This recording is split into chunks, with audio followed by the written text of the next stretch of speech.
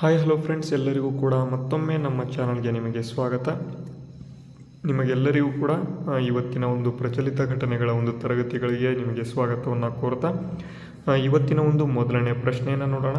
ಏನಪ್ಪ ಇವತ್ತಿನ ಮೊದಲನೇ ಪ್ರಶ್ನೆ ಅಂತ ಅಂದರೆ, 2026ರ IPL ಪಂದ್ಯವನ್ನು ಎಲ್ಲಿ ಉದ್ಘಾಟನೆ ಮಾಡಲಿದ್ದಾರೆ ಅಂತ ಇಲ್ಲಿ ಪ್ರಶ್ನೆ. 2026ರ IPL inauguration will be held in which place ಅಂತ ಇಲ್ಲಿ ಕೇಳಿದ್ದಾರೆ. ಬೆಂಗಳೂರು, ಮುಂಬೈ, ಕಲ್ಕತ್ತಾ ಮತ್ತು ಗುಜರಾತ್ ಅಂತ 4 ಆಪ್ಷನ್ಸ್ಗಳನ್ನು ಕೊಟ್ಟಿದ್ದಾರೆ. ವಿದ್ಯಾರ್ಥಿಗಳು ಇದಕ್ಕೆ ಸರಿಯಾದ ಉತ್ತರವನ್ನು ಮೊದಲನೇದಾಗಿ ನೀವು ಕಮೆಂಟ್ ಬಾಕ್ಸ್ ಮೂಲಕ ಕಮೆಂಟ್ ಮಾಡಿ ತಿಳಿಸಿ. ನಿಮಗೇನಾದರೂ ಗೊತ್ತಾಗಲಿಲ್ಲ ಅಂತ ಅಂದರೆ ಕೊನೆಯಲ್ಲಿ ಈ ಒಂದು ವಿಡಿಯೋನ ಕೊನೆಯಲ್ಲಿ ನಿಮಗೆ ತರಗತಿ ಎಂಡ್ ಆದಾಗ ಇದಕ್ಕೆ ಸಂಬಂಧಪಟ್ಟಂತೆ ನಿಮಗೆ ಆನ್ಸರ್ ಸಿಗ್ತದೆ, ಆವಾಗ ನೀವು ನೋಡ್ಕೋಬೋದು.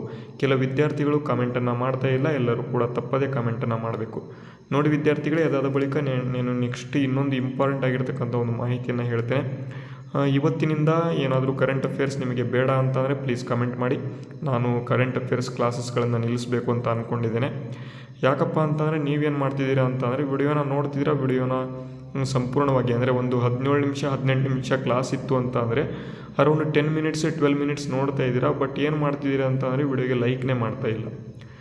ನಾನು ಅಷ್ಟು ಕಷ್ಟಪಟ್ಟು ಅಷ್ಟು ರಿಸರ್ಚ್ ಮಾಡಿ ಎಲ್ಲ ಕರೆಂಟ್ ಅಫೇರ್ಸ್ಗಳನ್ನು ಎಲ್ಲ ಪೇಪರ್ಗಳನ್ನು ಓದಿ ಮೇಯ್ನ್ ಇಂಪಾರ್ಟೆಂಟ್ ಕರೆಂಟ್ ಅಫೇರ್ಸ್ಗಳನ್ನು ನಿಮಗೆ ಕೊಡುವಂಥ ಒಂದು ಪ್ರಯತ್ನವನ್ನು ನಾನು ಮಾಡ್ತಿದ್ದೇನೆ. ವಿದ್ಯಾರ್ಥಿಗಳು ಲೈಕ್ ಮಾಡ್ತಾ ಇಲ್ಲ. ಕೆಲವು ವಿದ್ಯಾರ್ಥಿಗಳು ಲೈಕ್ ಮಾಡಿ ಅಂದಾಗ ಲೈಕ್ ಮಾಡ್ತಾರೆ, ಮತ್ತು ಕೆಲವು ವಿದ್ಯಾರ್ಥಿಗಳು ಕಮೆಂಟ್ ಮಾಡಿ ಅಂದಾಗ ತಪ್ಪದೇ ಕಮೆಂಟನ್ನು ಮಾಡ್ತಾರೆ. ಕೆಲವು ವಿದ್ಯಾರ್ಥಿಗಳು ಬರೀ ಕ್ಲಾಸ್ ನೋಡ್ತಾರೆ, ಸುಮ್ಮನೆ ಹೋಗ್ಬಿಡ್ತಾರೆ. ನೋಡಿ, ನೀವೇನಾದರೂ ನೋಡ್ತಿದ್ದೀರಾ ಅಂತ ಅಂದಮೇಲೆ ನೀವು ತಪ್ಪದೇ ನಾವು ಹೇಳ್ತಕ್ಕಂಥದ್ದನ್ನು ನೀವು ಫಾಲೋ ಮಾಡಿದರೆ ನಿಮಗೂ ಕೂಡ ಯೂಸ್ಫುಲ್ ಆಗ್ತದೆ, ನಮಗೂ ಕೂಡ ಸ್ವಲ್ಪ ಮೋಟಿವೇಶನ್ ಸಿಗ್ತದೆ. ನಾಳೆ ನಾನು ಇನ್ನೂ ಯಾವ ರೀತಿ ನಾವು ತರಗತಿಯನ್ನು ಮಾಡಬೇಕು ಅಂತ ನಮಗೆ ಮೋಟಿವೇಶನ್ ಸಿಕ್ತು ಅಂತ ಅಂದರೆ ಇನ್ನೂ ಹೆಚ್ಚಿನದಾಗಿ ನಾವು ತರಗತಿಗಳನ್ನು ತೆಗೆದುಕೊಂಡು ಬರ್ತೇವೆ. ನೋಡಿ, ನೀವೇ ಹೇಳಿಬಿಡಿ. ಮೊದಲನೇದಾಗಿ ಈಗ ಕಮೆಂಟ್ ಮಾಡಿ, ಏನಪ್ಪ ಅಂತ ಅಂದರೆ ಕ್ಲಾಸಸ್ ಬೇಕಾ ಅಥವಾ ಬೇಡವಾ ಅಂತ. ಬೇಕು ಅಂತ ಅಂದರೆ ಎಲ್ಲರೂ ಕೂಡ ವಿಡಿಯೋಗೆ ಲೈಕ್ ಮಾಡಬೇಕು. ನೋಡಿ, ಇವತ್ತಿನ ಒಂದು ವಿಡಿಯೋಗೆ ಮಿನಿಮಮ್ ನಾನು 50 ಲೈಕ್ಸ್ಗಳನ್ನು ಎಕ್ಸ್ಪೆಕ್ಟ್ ಮಾಡ್ತಾ ಇದ್ದೇನೆ. ಇವತ್ತು ಸಂಜೆ ಒಳಗಡೆ ನಿಮಗೇನಾದರೂ 50 ಲೈಕ್ಸ್ಗಳನ್ನು ಮಾಡಿಲ್ಲ ಅಂತ ಅಂದರೆ ತಪ್ಪದೇ ನಾನು ನಾಳೆ ತರಗತಿಯನ್ನು ಮಾಡೋದಿಲ್ಲ. ಓಕೆನಾ? ಎಲ್ಲರೂ ಇದನ್ನು ಕಂಪ್ಲೀಟ್ ಮಾಡಿಸಿ. ಈಗ ಡೈರೆಕ್ಟಾಗಿ ಇವತ್ತಿನ ಒಂದು ಮೋಟಿವೇಶನ್ ಏನಿದೆ ಅದನ್ನು ನೋಡ್ಕೊಳ್ಳೋಣ. ಏನಪ್ಪ ಇವತ್ತಿನ ಒಂದು ಮೋಟಿವೇಶನ್ ಅಂತಂದರೆ ಇಲ್ಲಿ ನೋಡ್ಬೋದು, difficult roads lead to beautiful destinations ಅಂತ ಇದೆ. ಏನಪ್ಪ ಇದರ ಅರ್ಥ ಅಂತ ನೀವು ನೋಡೋದಾದರೆ, ಡಿಫಿಕಲ್ಟ್ ರೋಡ್ಸ್ ಅಂದರೆ ತುಂಬ ಕಷ್ಟಕರವಾಗಿರ್ತಕ್ಕಂತಹ ರಸ್ತೆಗಳು, ಲೀಡ್ ಟು ಬ್ಯೂಟಿಫುಲ್ ಡೆಸ್ಟಿನೇಷನ್ಸ್ ಅಂದರೆ ಇವು ಏನು ಮಾಡ್ತವೆ, ತುಂಬ ಕಷ್ಟವಾಗಿರ್ತಕ್ಕಂತಹ ಒಂದು ರೋಡ್ಗಳು ಅಥವಾ ರಸ್ತೆಗಳು ಏನು ಮಾಡ್ತವೆ, ನಮಗೆ ಸುಖಕರವಾಗಿರ್ತಕ್ಕಂಥ ಒಂದು ಹಾದಿಯೆಡೆಗೆ ಕರೆದುಕೊಂಡು ಹೋಗ್ತವೆ ಅಂತ. ಬ್ಯೂಟಿಫುಲ್ ಆಗಿರ್ತಕ್ಕಂತಹ ಒಂದು ಪ್ಲೇಸಸ್ ಬಗ್ಗೆ ಅಥವಾ ಡೆಸ್ಟಿನೇಷನ್ ಕಡೆಗೆ ನಮಗೆ ಕರ್ಕೊಂಡು ಹೋಗ್ತವೆ ಅಂತ ಈ ಒಂದು ಆರ್ಟಿಕಲ್ನ ಅಥವಾ ಇವತ್ತಿನ ಒಂದು ಮೋಟಿವೇಶನ್ನ ಒಂದು ಅರ್ಥ.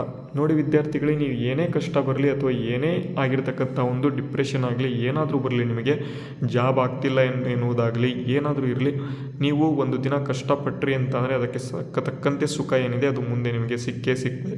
ವಿದ್ಯಾರ್ಥಿಗಳು ಏನು ಮಾಡ್ತಾರೆ ಅಂತಂದರೆ, ನನಗೆ ಇಮ್ಮಿಡಿಯೇಟ್ ಜಾಬ್ ಆಗಬೇಕು, ನಾನು ಓದಿದ್ದು ಸಾಕು, ಇನ್ನು ಕರೆಕ್ಟಾಗಿ ಓದೇ ಇರಲ್ಲ, ಆಗಲೇ ಅವ್ರು ಏನಪ್ಪ ತಿಳ್ಕೊಂಡಿರ್ತಾರೆ ಅಂತ, ನಾನು ತುಂಬ ಓದ್ಬಿಟ್ಟಿದ್ದೇನೆ, ನನಗೆ ಇಮ್ಮಿಡಿಯೇಟ್ ಜಾಬ್ ಆಗಿಲ್ಲ ಅಂತ ನನಗೆ ರಿಸಲ್ಟ್ ಸಿಗ್ತಾ ಇಲ್ಲ ಅಂತ ಇಲ್ಲಿ ಏನಪ್ಪ ಮಾಡ್ತಾರೆ, ಬೇರೆ ಬೇರೆ ಅಂದರೆ ಓದೋದನ್ನು ಬಿಡೋದಾಯಿತು, ಬೇರೆ ಏನಾದರೂ ಬೇರೆ ಹವ್ಯಾಸಗಳನ್ನು ಇದು ಮಾಡೋದಾಯಿತು, ಓದೋದನ್ನು ದೂರ ಇಡೋದಾಯಿತು, ಈ ರೀತಿಯಾಗಿ ಮಾಡ್ಕೊಂಡ್ಬಿಡ್ತಾರೆ. ಅದಕ್ಕಾಗಿ ಅವೆಲ್ಲವನ್ನೂ ಕೂಡ ಬಿಡಿ. ಓದುವುದು ಕಷ್ಟನ ಅಥವಾ ಸುಖನ ನೀವು ಮೊದಲು ತಿಳ್ಕೊಳ್ಳಿ. ಯಾಕೆ ಅಂತಂದರೆ ಓದುವುದು ಸುಲಭನೇ, ಬಟ್ ಡೈಲಿ ಓದೋದಿದೆಯಲ್ಲ, ಕನ್ಸಿಸ್ಟೆಂಟಾಗಿ ಓದೋದಿಲ್ಲ ಇದೆಯಲ್ಲ, ಅದು ತುಂಬ ಕಷ್ಟ. ಯಾರು ಕನ್ಸಿಸ್ಟೆಂಟಾಗಿ ಡೈಲಿ ಓದ್ತಾ ಇದ್ದೀರಾ ಅಥವಾ ಡೈಲಿ ಕರೆಕ್ಟಾಗಿ ಏನು ನೀವು ಕ್ಲಾಸಸ್ಗಳನ್ನು ಕೇಳ್ತಾ ಇದ್ದೀರಾ, ಅವರಿಗೆ ನಿಮಗೆ ಏನಾಗ್ತದೆ ಅಂತ ಅಂದರೆ ಕಡೆದಾಗಿ ನಿಮಗೆ ಜಾಬ್ ಸಿಗುವಂಥ ಒಂದು ಇದು ಆಗ್ತದೆ ಅನ್ನುವಂಥದ್ದು. ಓಕೆನಾ? ಇದು ಇವತ್ತಿನ ಒಂದು ಮೋಟಿವೇಶನ್ಗೆ ಸಂಬಂಧಪಟ್ಟಂಥ ಮಾಹಿತಿ. ಅದಾದ ಬಳಿಕ ನಾನು ಡೈರೆಕ್ಟಾಗಿ ಪ್ರತಿದಿನ ಅಡ್ವರ್ಟೈಸ್ಮೆಂಟ್ ರೀತಿಯಲ್ಲಿ ನಾನು ತೆಗೆದುಕೊಂಡು ಬರ್ತೇನೆ. ನಿಮಗೇನಾದರೂ ಸಂಪೂರ್ಣ ಪ್ರಚಲಿತ ಘಟನೆಗಳ ಒಂದು PDF ಬೇಕು ಅಂತಂದರೆ ಇಲ್ಲಿ ಕೊಟ್ಟಿರ್ತಕ್ಕಂಥ ಸ್ಕ್ಯಾನರ್ ಮುಖಾಂತರ ನೀವು ಪಡೆದುಕೊಳ್ಳಬಹುದು. ಇಲ್ಲಿ ಕೊಟ್ಟಿರ್ತಕ್ಕಂಥ ಸ್ಕ್ಯಾನರನ್ನು ಸ್ಕ್ಯಾನ್ ಮಾಡಿ ನೀವು ಅಮೌಂಟನ್ನು ಪೇ ಮಾಡಿದರೆ 1 ತಿಂಗಳ ಒಂದು PDFಗಳಿಗಾಗಿ 10 ರೂಪಾಯಿಗಳು, 6 ತಿಂಗಳ PDFಗೆ 50 ರೂಪಾಯಿಗಳು, ಹಾಗೆ 12 ತಿಂಗಳ PDFಗೆ 100 ರೂಪಾಯಿಗಳನ್ನು ಇಲ್ಲಿ ಕೊಟ್ಟಿರ್ತಕ್ಕಂಥ ಸ್ಕ್ಯಾನರ್ಗೆ ಪೇ ಮಾಡಿ udyogjeevan12@gmail.com ಎಂಬತಕ್ಕಂಥ ಒಂದು ಇಮೇಲ್ ಐಡಿಗೆ ನೀವು ಸ್ಕ್ರೀನ್ಶಾಟನ್ನು ಸೆಂಡ್ ಮಾಡಿದರೆ ನಿಮಗೆ PDF ಸಿಗ್ತಾ ಹೋಗ್ತದೆ. ಇದನ್ನು ಯೂಸ್ ಮಾಡ್ಕೊಳ್ಳಿ. ಯಾಕೆ ಅಂದರೆ ತುಂಬ ಇಂಪಾರ್ಟೆಂಟಾಗಿ ನಮ್ಮ ಒಂದು ತರಗತಿಗಳು ಏನಿರ್ತವೆ ಅದೇ ರೀತಿ ನಾನು ತೆಗೆದುಕೊಂಡು ಬಂದಿದ್ದೇನೆ. ಇದನ್ನು ಯೂಸ್ ಮಾಡ್ಕೊಳ್ಳಿ. ಅದಾದ ಬಳಿಕ ನೆಕ್ಸ್ಟು ಇತ್ತೀಚೆಗೆ ಏನು ಕರ್ನಾಟಕ ಬಜೆಟ್ ಆಗಿದೆ ಅದಕ್ಕೆ ಸಂಬಂಧಪಟ್ಟಂತೆ ಟಾಪ್ 100 ಪ್ರಶ್ನೆಗಳನ್ನು ನಾವು ಕಲೆ ಹಾಕಿದ್ದೇವೆ. ಈ ಒಂದು ಟಾಪ್ 100 ಪ್ರಶ್ನೆಗಳ ಒಂದು PDF ಬೇಕು ಅಂತಂದರೆ ಇಲ್ಲಿ ಕೊಟ್ಟಿರ್ತಕ್ಕಂಥ ಸ್ಕ್ಯಾನರ್ಗೆ 20 ರೂಪಾಯಿ ಅಮೌಂಟನ್ನು ಸೆಂಡ್ ಮಾಡಿ udyogjeevan12@gmail.comಗೆ ನೀವು ಸ್ಕ್ರೀನ್ಶಾಟನ್ನು ಸೆಂಡ್ ಮಾಡಿದರೆ ಟಾಪ್ ಮೇಯ್ನ್ ಇಂಪಾರ್ಟೆಂಟ್ ನಿಮಗೆ ಎಕ್ಸಾಮಲ್ಲಿ ಬಜೆಟ್ ಬಗ್ಗೆ ಏನು ಬರುತ್ತೆ ಅದನ್ನು ನಾನು ಇಲ್ಲಿ ಕೊಟ್ಟಿದ್ದೇನೆ, ಅದನ್ನು ಕೂಡ ನೀವು ನೋಡ್ಕೋಬೋದು. ಈಗ ಡೈರೆಕ್ಟಾಗಿ ನಮ್ಮ ಒಂದು ಮೊದಲನೇ ಪ್ರಶ್ನೆ ನೋಡೋಣ. ಏನಪ್ಪ ಮೊದಲನೇ ಪ್ರಶ್ನೆ ಅಂತ ಅಂದರೆ, ನೀತಿ ಆಯೋಗದ ಫಿಸ್ಕಲ್ ಹೆಲ್ತ್ ಇಂಡೆಕ್ಸಲ್ಲಿ ಅಥವಾ ಹಣಕಾಸು ಆರೋಗ್ಯ ಸೂಚ್ಯಂಕದ ಪ್ರಕಾರ ಯಾವ ರಾಜ್ಯಗಳು ಅಗ್ರಸ್ಥಾನದಲ್ಲಿದ್ದಾವೆ ಅಂತ ಹೇಳಿ ಪ್ರಶ್ನೆ. ಅಕಾರ್ಡಿಂಗ್ ಟು ನೀತಿ Aayog fiscal health index 2026 which States topped the list ಅಂತ ಕೊಟ್ಟಿದ್ದಾರೆ. ಕರ್ನಾಟಕ, ತಮಿಳುನಾಡು, ಕೇರಳ, ಒಡಿಶಾ, ಗೋವಾ, ಜಾರ್ಖಂಡ್, ಮಹಾರಾಷ್ಟ್ರ, ಗುಜರಾತ್, ಹರಿಯಾಣ, ಉತ್ತರ ಪ್ರದೇಶ, ಬಿಹಾರ, ಮಧ್ಯಪ್ರದೇಶ ಅಂತ 4 ಆಪ್ಷನ್ಸ್ಗಳನ್ನು ಕೊಟ್ಟಿದ್ದಾರೆ. ಇದಕ್ಕೆ ಸರಿದ ಉತ್ತರವನ್ನು ನೀವು ನೋಡೋದಾದರೆ ನೀತಿ ಆಯೋಗದ ಒಂದು ಫಿಸ್ಕಲ್ ಹೆಲ್ತ್ ಇಂಡೆಕ್ಸಲ್ಲಿ ಒಡಿಶಾ, ಗೋವಾ ಮತ್ತು ಜಾರ್ಖಂಡ ಈ ಒಂದು 3 ರಾಜ್ಯಗಳು ಅಗ್ರಸ್ಥಾನದಲ್ಲಿದ್ದಾವೆ. ಆಪ್ಷನ್ ಬಿ ಇಲ್ಲಿ ಸರಿದ ಉತ್ತರ ಆಗಿದೆ. ತುಂಬ ಇಂಪಾರ್ಟೆಂಟ್ ಪ್ರಶ್ನೆ, ಎಲ್ಲರಿಗೂ ಕೂಡ ಗೊತ್ತಾಗಿದೆ ಅಂತ ನಾನು ಅಂದ್ಕೊಂಡಿದ್ದೇನೆ. ಅದೇ ರೀತಿ ಮುಂದಿನ ಪ್ರಶ್ನೆ ನೋಡಿ. ಭಾರತೀಯ ರೈಲ್ವೆಗಾಗಿ ರೈಲ್ 1 ಎಂಬತಕ್ಕಂತಹ ಒಂದು ಹೊಸ ಸೂಪರ್ ಆ್ಯಪನ್ನು ಇತ್ತೀಚೆಗೆ ಅಭಿವೃದ್ಧಿಪಡಿಸಿದ ಸಂಸ್ಥೆ ಯಾವುದು ಅಂತ. Which organisation recently developed rail 1 application the new super app for Indian Railways ಅಂತ ಕೊಟ್ಟಿದ್ದಾರೆ. National Informatics Centre, Centre for Railway Information System, NITI Aayog, Bharat electronics limited ಅಂತ ಕೊಟ್ಟಿದ್ದಾರೆ. ನೋಡಿ ವಿದ್ಯಾರ್ಥಿಗಳೇ, ಭಾರತೀಯ ರೈಲ್ವೆಗಾಗಿ ರೈಲ್ 1 ಎಂಬತಕ್ಕಂಥ ಒಂದು ಅಪ್ಲಿಕೇಶನನ್ನು ಯಾರಪ್ಪ ಡೆವಲಪ್ ಮಾಡಿದವರು, ಯಾರಪ್ಪ ಅಭಿವೃದ್ಧಿಪಡಿಸಿದವರು ಅಂತ ನಿಮಗೆ ಪ್ರಶ್ನೆ ಕೇಳಿದರೆ centre for Railway Information system ಅಂತ CRIS ಅಂತ ಕರೀತಾರೆ.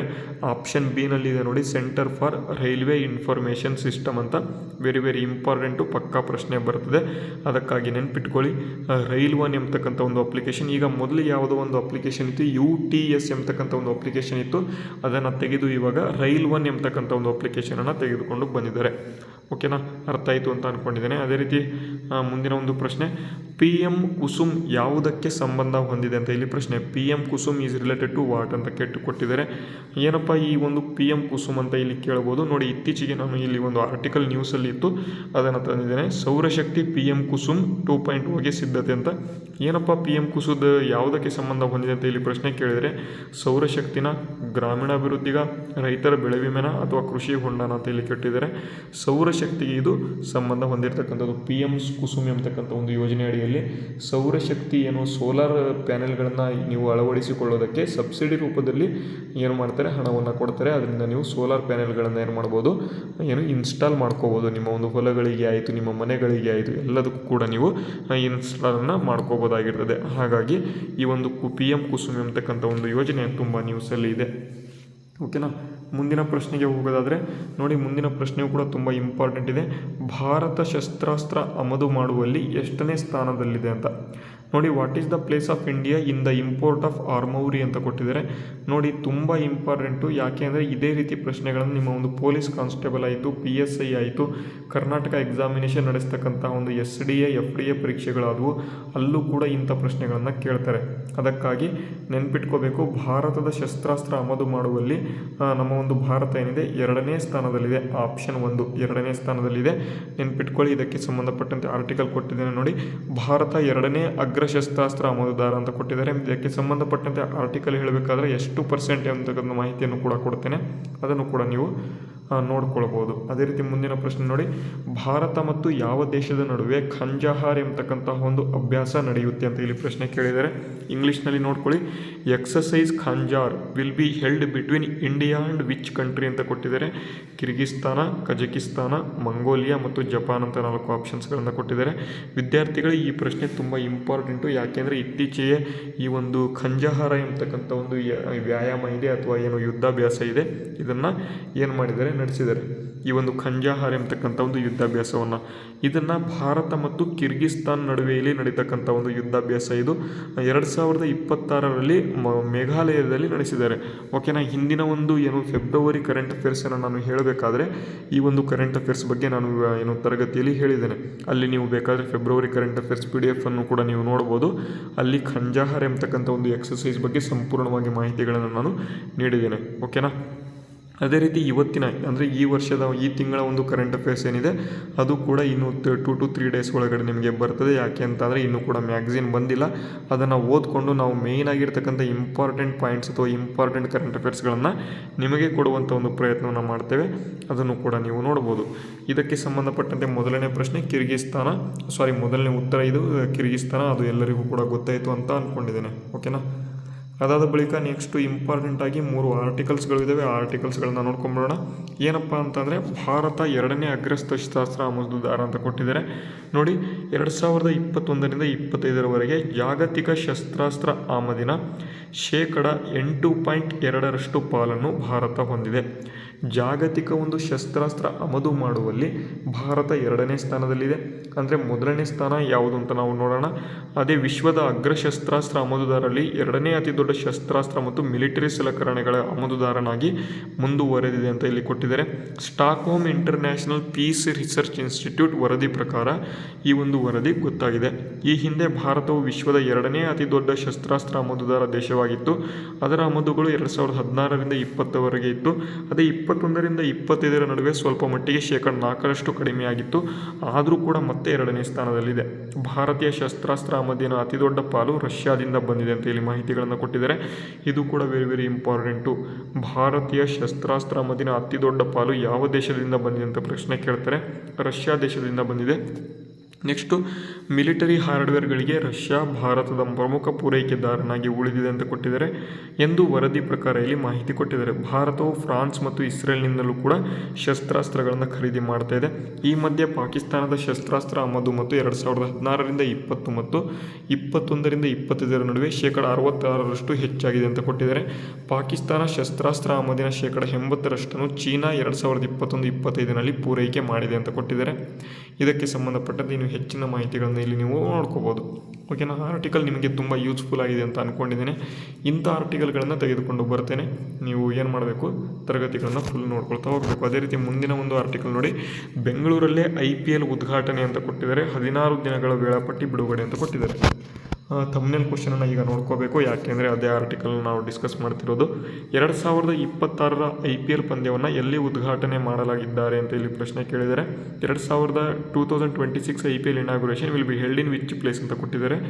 ಇದು ಬೆಂಗಳೂರಿನಲ್ಲಿ ನಡೀತದೆ. ಆಪ್ಷನ್ 1 ಬೆಂಗಳೂರಿನಲ್ಲಿ ನಡೀತದೆ. ಯಾರ್ಯಾರು ಆಪ್ಷನ್ 1 ಬೆಂಗಳೂರಿಗೆ ಏನು ಆಪ್ಷನನ್ನು ಹಾಕಿದರೆ ಅಥವಾ ಕಾಮೆಂಟನ್ನು ಮಾಡಿದರೆ ಅವರೆಲ್ಲರಿಗೂ ಕೂಡ ನಾನು ಧನ್ಯವಾದಗಳನ್ನು ತಿಳಿಸ್ತೇನೆ. ನೆಕ್ಸ್ಟು ಈಗ ಡೈರೆಕ್ಟಾಗಿ ಅದಕ್ಕೆ ಸಂಬಂಧಪಟ್ಟಂತೆ ಆರ್ಟಿಕಲನ್ನು ನೋಡೋದಾದರೆ, ಈಗ ಪ್ರೆಸೆಂಟಾಗಿ ಚಿನ್ನಸ್ವಾಮಿ ಕ್ರೀಡಾಂಗಣಕ್ಕೆ 330 ದಿನದ ನಂತರ ಶಾಪ ವಿಮುಕ್ತಿ ಅಂತ ಕೊಟ್ಟಿದ್ದಾರೆ. ಅಂದರೆ 330 ದಿನ ಯಾವುದೇ ಒಂದು ಪಂದ್ಯ ಕೂಡ ಆಡಿಲ್ಲ. ಹಾಗಾಗಿ ಈಗ ಆಡ್ತಿದ್ದಾರೆ. ಕಾಲ್ತುಳಿತ ಬಳಿಕ ಬಂದಾಗಿದ್ದ ಪ್ರತಿಷ್ಠಿತ ಸ್ಟೇಡಿಯಂ ಈಗ ಮತ್ತೆ ಓಪನಿಂಗ್ ಸೆರೆಮನಿಯಾಗಿ ಸ್ಟಾರ್ಟ್ ಆಗ್ತಾ ಇದೆ. ಅದು ಕೂಡ ಮೊದಲ ಪಂದ್ಯ ಇಲ್ಲೇ ಆಡಲಿದ್ದಾರೆ. ಮೊದಲ ಹಂತದಲ್ಲಿ ಪ್ರತಿ ತಂಡಕ್ಕೂ 4 ಪಂದ್ಯ ಅಂತ ಕೊಟ್ಟಿದ್ದಾರೆ. ಅಂದರೆ ಮಾರ್ಚ್ 28ರಿಂದ IPL ಹವಾ ಶುರು ಅಂತ ಇಲ್ಲಿ ಕೊಟ್ಟಿದ್ದಾರೆ. ಎಲ್ಲೆಲ್ಲಿ ಪಂದ್ಯ ನಡೆಯುತ್ತೆ ಅಂತಲೂ ಕೂಡ ಮಾಹಿತಿ ಕೊಟ್ಟಿದ್ದಾರೆ. ಬೆಂಗಳೂರು, ಮುಂಬೈ, ಗುವಾಹಟಿ, ನ್ಯೂ ಚಂಡೀಗಢ, ಲಕ್ನೋ, ಕೋಲ್ಕತ್ತಾ, ಚೆನ್ನೈ, ದೆಹಲಿ, ಅಹಮದಾಬಾದ್ ಮತ್ತು ಹೈದರಾಬಾದ್ನಲ್ಲಿ ಮ್ಯಾಚಸ್ಗಳು ನಡೀತಾ ಇದ್ದಾವೆ. ವೆಂಕಿ ಯತ್ನದಿಂದ ಮತ್ತೆ ಚಿನ್ನಸ್ವಾಮಿಲಿ IPL ಅಂತ ಕೊಟ್ಟಿದ್ದಾರೆ. ಇದಕ್ಕೆ ಸಂಬಂಧಪಟ್ಟಂತೆ ಮಾಹಿತಿ ಗೊತ್ತಿರಲಿ. ಅದಾದ ಬಳಿಕ ನಮ್ಮ ಒಂದು ಎಲ್ಲರಿಗೂ ಕೂಡ ಗೊತ್ತಿದೆ, ಹಿಂದಿನ ಸಲ ಅಂತೂ ಕಪ್ ನಮ್ಮದಾಯಿತು. ಈ ಸಲ ಕೂಡ ಕಪ್ ನಮ್ಮದೇ ಆಗಿರ್ತದೆ. ಅದಕ್ಕೂ ಸಂಬಂಧಪಟ್ಟಂತೆ ಯಾರ್ಯಾರು RCB ಫ್ಯಾನ್ಸ್ ಇದ್ದೀರಾ ಎಲ್ಲರೂ ಕೂಡ ವಿಡಿಯೋಗೆ ಲೈಕ್ ಮಾಡಿ. 50 ಲೈಕ್ಸ್ ಆಗಲೇಬೇಕು. ಆಯಿತು ಅಂದರೆ ಮಾತ್ರ ನಾನು ಮುಂದೆ ತರಗತಿಯನ್ನು ಮಾಡೋದು. 50 ಲೈಕ್ಸನ್ನು ಕಂಪಲ್ಸರಿ ಮಾಡಬೇಕು. ಓಕೆನಾ. ನೆಕ್ಸ್ಟು ಮುಂದಿನ ಒಂದು ಆರ್ಟಿಕಲ್ ನೋಡಿ. ಸೌರಶಕ್ತಿ PM ಕುಸುಮ್ 2.0ಗೆ ಸಿದ್ಧತೆ ಅಂತ ಕೊಟ್ಟಿದ್ದಾರೆ. ಏನು ಈ ಒಂದು PM ಕುಸುಮ್ ಸ್ಕೀಮ್ ಅಂತ ನೋಡೋದಾದರೆ, ಸೌರ ವಿದ್ಯುತ್ ಮೂಲಕ ರೈತರ ಸಬಲೀಕರಣಕ್ಕಾಗಿ ಕೃಷಿ PV ಯೋಜನೆಯನ್ನು ಉತ್ತೇಜಿಸಲು ಕೇಂದ್ರ ಸರ್ಕಾರ PM ಕುಸುಮ್ 2.0 ಅನ್ನು ಸಿದ್ಧಪಡಿಸ್ತಾ ಇದೆ ಎಂದು ಕೇಂದ್ರ ಸಚಿವ ಪ್ರಹ್ಲಾದ್ ಜೋಶಿ ಅವರು ಹೇಳಿದ್ದಾರೆ. ನವದೆಹಲಿಯಲ್ಲಿ ನಡೆದ 4ನೇ ರಾಷ್ಟ್ರೀಯ ಕೃಷಿ ಪರಿಸರ ತಂತ್ರಜ್ಞಾನ ಶೃಂಗಸಭೆ ಉದ್ದೇಶಿಸಿ ಈ ಕಾರ್ಯಕ್ರಮದಲ್ಲಿ ಇದರ ಬಗ್ಗೆ ಮಾತನಾಡಿದ್ದಾರೆ. ಅದಕ್ಕೆ ಸಂಬಂಧಪಟ್ಟಂತೆ ಮಾಹಿತಿ ಇದು. ಓಕೆನಾ. ಈ ಒಂದು PM ಕುಸುಮ್ ಬಗ್ಗೆ ಇದಕ್ಕೆ ಸಂಬಂಧಪಟ್ಟಂತೆ ಹೆಚ್ಚಿನ ಮಾಹಿತಿಗಳನ್ನು ಕಲೆ ಹಾಕ್ಕೊಳ್ಳಿ. ಯಾಕೆ ಅಂತ ಅಂದರೆ ಇದರ ಬಗ್ಗೆ ನಾನು ಮುಂದಿನ ತರಗತಿಗಳಲ್ಲೂ ಕೂಡ ಹೇಳ್ತೇನೆ. ಬಟ್ ಇದರ ಬಗ್ಗೆ ಮಾಹಿತಿ ಗೊತ್ತಿರಲಿ. ಯಾಕೆಂದರೆ PM ಕುಸುಮ್ ತುಂಬ ನ್ಯೂಸಲ್ಲಿದೆ. ಮತ್ತು 2.0 ಸ್ಕೀಮನ್ನು ಲಾಂಚ್ ಮಾಡಬೇಕು ಅಂತಲೂ ಕೂಡ ಇವರು ಹೇಳ್ತಾ ಇದ್ದಾರೆ. ಅದಕ್ಕೆ ಸಂಬಂಧಪಟ್ಟಂತೆ ಮಾಹಿತಿ ಗೊತ್ತಿರಬೇಕು. PM ಕುಸುಮ್ ಬಗ್ಗೆ ನಾನು ಮುಂದಿನ ತರಗತಿಯಲ್ಲಿ ಸ್ವಲ್ಪ ಕ್ರಿಸ್ಪ್ ಮಾಹಿತಿಗಳನ್ನು ಕೊಡ್ತೇನೆ. ಅಲ್ಲೂ ಕೂಡ ನೀವು ನೋಡ್ಕೋಬೋದು. ಓಕೆನಾ, ಇದು ಇವತ್ತಿನ ಒಂದು ಕರೆಂಟ್ ಅಫೇರ್ಸ್ಗೆ ಸಂಬಂಧಪಟ್ಟಂತಹ ಒಂದು ಮಾಹಿತಿ. ತರಗತಿ ಯೂಸ್ಫುಲ್ ಆಗಿದೆ ಅಂತ ಅಂದ್ಕೊಂಡಿದ್ದೇನೆ. ಯೂಸ್ಫುಲ್ ಆಗಿದ್ದರೆ ಎಲ್ಲರೂ ಕೂಡ ತಪ್ಪದೇ ಚಾನಲ್ ಸಬ್ಸ್ಕ್ರೈಬ್ ಮಾಡ್ಕೊಳ್ಳೋದನ್ನು ಮರಿಬೇಡಿ. ನೋಡಿ, ಕರ್ನಾಟಕ ಬಜೆಟ್ ಏನು ಟಾಪ್ 100 ಪ್ರಶ್ನೆಗಳಿದ್ದಾವೆ. ಅವೇನಾದರೂ ಬೇಕು ಅಂತಂದರೆ ಇಲ್ಲಿ ಕೊಟ್ಟಿರತಕ್ಕಂಥ ಸ್ಕ್ಯಾನರ್ ಮುಖಾಂತರ 20 ರೂಪಾಯಿಗಳನ್ನು ನೀವು ಸೆಂಡ್ ಮಾಡಿ ಆ ಒಂದು PDF ಪಡ್ಕೋಬೋದು. ಅದೇ ರೀತಿ ನಿಮಗೆ ಮಂತ್ಲಿ ಕರೆಂಟ್ ಅಫೇರ್ಸ್ PDF ಬೇಕು ಅಂತ ಅಂದರೆ ಇಲ್ಲಿ ಕೊಟ್ಟಿರತಕ್ಕಂಥ ಸ್ಕ್ಯಾನರ್ಗೆ ಸ್ಕ್ಯಾನ್ ಮಾಡಿ ನೀವು 1 ತಿಂಗಳಿಗೆ 10 ರೂಪಾಯಿ, 6 ತಿಂಗಳ PDFಗೆ 50 ರೂಪಾಯಿ, 12 ತಿಂಗಳ PDFಗಳಿಗೆ 100 ರೂಪಾಯಿಗಳನ್ನು ಸೆಂಡ್ ಮಾಡಿ udyogjeevan12@gmail.com ಎಂಬತಕ್ಕಂಥ ಒಂದು ಇಮೇಲ್ ವಿಳಾಸಕ್ಕೆ ನೀವು ಏನು ಮಾಡ್ಬೋದು, ಸ್ಕ್ರೀನ್ಶಾಟನ್ನು ಕಳಿಸಿ ನೀವು PDFಗಳನ್ನು ಪಡ್ಕೋಬೋದು. ಕೆಲವು ವಿದ್ಯಾರ್ಥಿಗಳು ಕಮೆಂಟ್ ಬಾಕ್ಸ್ ಮೂಲಕ PDF ಕಳಿಸಿ ಅಂತ ಇಲ್ಲಿ ತುಂಬ ಜನ ಕಮೆಂಟ್ ಮಾಡ್ತಾ ಇರ್ತೀರಾ. ಈ ಒಂದು PDFಗಳು ಏನಿರ್ತವೆ ಮಂತ್ಲಿ PDFಗಳನ್ನು ನೀವು ತೊಗೊಂಬಿಡಿ. ಯಾಕೆಂದರೆ ಡೈಲಿ PDFಗಳನ್ನು ಕಳಿಸೋದಕ್ಕೆ ಆಗೋದಿಲ್ಲ. ಮಂತ್ಲಿ PDFಲ್ಲಿ ಸಂಪೂರ್ಣವಾಗಿ ನಿಮಗೆ ಡೈಲಿ ಕ್ಲಾಸಸ್ಗಳನ್ನು ಕೂಡ ನಾನು ಅಲ್ಲಿ ಮಂತ್ಲಿ PDFನಲ್ಲಿ ಕೊಟ್ಟಿರ್ತೇನೆ. ಓಕೆನಾ, ಅದಕ್ಕಾಗಿ ಮಂತ್ಲಿ PDFಗಳನ್ನು ತೊಗೊಳ್ಳತಕ್ಕಂಥ ಒಂದು ಪ್ರಯತ್ನವನ್ನು ಮಾಡ್ಕೊಳ್ಳಿ. ಮಂತ್ಲಿ PDF ಸಾಕು ನಿಮಗೆ. ಡೈಲಿ PDF ಏನು ಇಂಪಾರ್ಟೆಂಟ್ ಆಗಲ್ಲ. ಯಾಕಂದರೆ ಮಂತ್ಲಿ PDFಲ್ಲಿ ಎಲ್ಲ ಕ್ರಿಸ್ಪ್ ಮಾಹಿತಿಯನ್ನು ಮಂತ್ಲಿ PDFಲ್ಲಿ ನಿಮಗೆ 10 ರೂಪಾಯಿಗಳಲ್ಲಿ ನಾನು ಕೊಡ್ತಾ ಇದ್ದೇನೆ. ಓಕೆನಾ, ಅದಕ್ಕಾಗಿ ನೀವು ನೆನಪಿಟ್ಕೊಳ್ಳಿ. ಡೈಲಿ PDFಗಳನ್ನು ನೀವು ಸೇವ್ ಮಾಡ್ಕೊಳ್ಳೋದು ತುಂಬ ಕಷ್ಟ ಆಗ್ಬೋದು. ಅದಕ್ಕಾಗಿ ಮಂತ್ಲಿ PDFಗಳನ್ನು ನೀವು ಯೂಸನ್ನು ಮಾಡ್ಕೊಳ್ಳಿ ಅಂತ ಹೇಳ್ತಾ ಇವತ್ತಿನ ತರಗತಿಯನ್ನು ಇಲ್ಲಿಗೆ ಮುಗಿಸ್ತೇನೆ. ಮುಂದಿನ ತರಗತಿಯಲ್ಲಿ ಸಿಗೋಣ. ನಮ್ಮ ಒಂದು ಸತತ ಪ್ರಯತ್ನ ನಿಮಗೇನಾದರೂ ಉಪಯುಕ್ತ ಆಗ್ತಾ ಇದ್ದರೆ ತಪ್ಪದೆ ನಮ್ಮ ಚಾನಲ್ನ ಸಬ್ಸ್ಕ್ರೈಬ್ ಮಾಡೋದನ್ನು ಮರಿಬೇಡಿ. ಮುಂದಿನ ವಿಡಿಯೋದಲ್ಲಿ ಸಿಗೋಣ. ಅಲ್ಲಿವರೆಗೂ ಧನ್ಯವಾದಗಳನ್ನು ತಿಳಿಸ್ತಾ ನಮಸ್ಕಾರ.